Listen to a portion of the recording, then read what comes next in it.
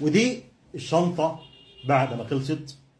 طبعا فيها مجهود كبير وفيها تكات كتير.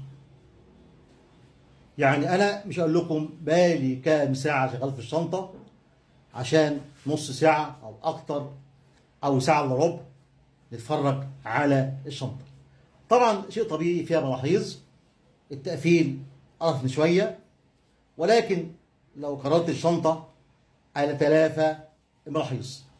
يا رب تكون الشنطة عجبتكم. طبعا زي ما قلت مهم جدا الجرار مع الوش، يبقى كده احنا شغالين صح.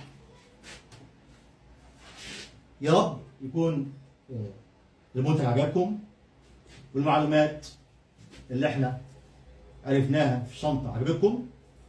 طبعا ليها حزام، مش شرط اركب الحزام. والى اللقاء في فيديو اخر.